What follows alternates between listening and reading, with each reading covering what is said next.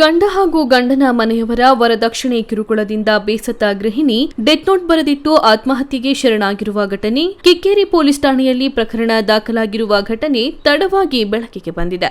ಕೃಷ್ಣರಾಜಪೇಟೆ ತಾಲೂಕಿನ ಕಿಕ್ಕೇರಿ ಹೋಬಳಿಯ ಲಿಂಗಾಪುರ ಗ್ರಾಮದ ಬಡ ಕುಟುಂಬದ ಯುವತಿ ಪ್ರೇಮಕುಮಾರಿ ದಿನಾಂಕ 6-3-2022ರಂದು ಮೈಸೂರು ನಿವಾಸಿ ರಾಘವೇಂದ್ರ ಅವರಿಗೆ ವಿವಾಹವಾಗಿದ್ದ ಪ್ರೇಮಕುಮಾರಿ ಕೆಲವೇ ತಿಂಗಳು ಅನ್ಯೋನ್ಯವಾಗಿದ್ದ ಜೋಡಿ ನಂತರ ಪ್ರೇಮಕುಮಾರಿ ತಾಯಿಯ ಮನೆಗೆ ಹಿಂದಿರುಗಿದ್ದರು.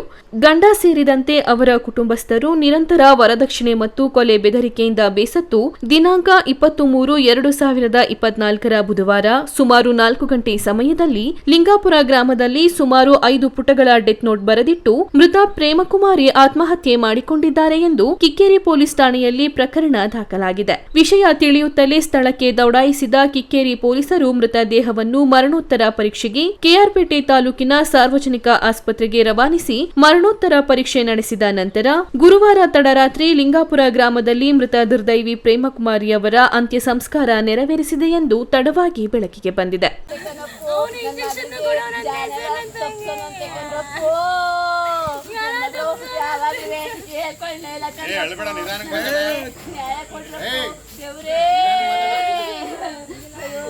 ಕಷ್ಟ ಯಾರಿಗೂ ಬರ್ಬಾರ್ದು ಸರ್. ಬಡವ್ರ ಮಕ್ಳು ದೊಡ್ಡವ್ರವರೆಗೆ ಚೆನ್ನಾಗಿಲ್ಲ ಅಂತ ಮಾಡ್ಬಿಟ್ಟು ನಮ್ಮಂತ ಹೆಣ್ಮಕ್ಳು ಕಷ್ಟ ಯಾವ ಹೆಣ್ಮಕ್ಳಿಗೂ ಬರ್ಬಾರ್ದು ಅಂತ ಶಿಕ್ಷೆ ಕೊಡ್ಬೇಕು ಸರ್ ಅವ್ರಿಗೆ. ಈ ಘಟನೆಯ ಸಂಬಂಧ ಕಿಕ್ಕೇರಿ ಪೊಲೀಸ್ ಠಾಣೆಯಲ್ಲಿ ಪ್ರಕರಣ ದಾಖಲಾಗಿದೆ.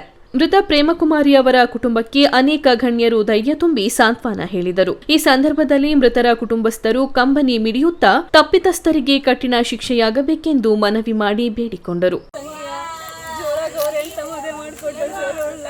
ತುಂಬಾ ಕಷ್ಟಪಟ್ಟು ಮದುವೆ ಮಾಡಿಕೊಟ್ಟು ಅವ್ರು ಕೇಳ್ದಂಗೆಲ್ಲ ವರದಕ್ಷಿಣೆ ಕೊಟ್ಟು ಅವ್ರು ಹೇಳಿ ಚೌಲ್ಟ್ರಿ ಮದುವೆ ಮಾಡಿಕೊಟ್ಟು 15 ಲಕ್ಷ ಖರ್ಚು ಮಾಡಿ ಮದುವೆ ಮಾಡಿ ಒಡವೆ ಎಲ್ಲ ಕೊಟ್ಟು ಇನ್ನೂ ದುಡ್ಡು ತಗವ ಒಡವೆ ತಗವ ಅಂತ ತುಂಬಾ ಟಾರ್ಚರ್ ಮಾಡಿ ಅವಳನ್ನ 1.5 ತಿಂಗಳು 2 ತಿಂಗಳು 6 ತಿಂಗಳು ಗಂಟು ಟಾರ್ಚರ್ ಮಾಡಿದ್ದಾರೆ. ನಮಗೆ ಗೊತ್ತಿಲ್ಲ ಸರ್. ನಾವು ಅವ್ರ ಮನೆಗೆ ಬಾಗಿಲ ಕೊಡಕ್ಕೆ ಹೋದಾಗ ನಮ್ಮನ್ನೇ ಬಾಯಿಗೆ ಬಂದಂಗೆ ಬೈದು ನಮ್ಮ ಕಡೆ ಬಾಗಿಲ ಇಸ್ಕೊಳ್ಳಲ್ಲ. ಯಾಕೆ ಬಂದೆ ನೀನು ಹೇಳನೆ ಅಂತ ನನ್ನ ತಂಗಿ ಅವತ್ತೇ ಸರ್ ನಮ್ಗೆ ಹೇಳಿದ್ದು. ನಮ್ಮ ನನ್ನ ಅತ್ತಿಗೆ ಕಡೆ ಮನೆಗೆ ಹೇಳೋದು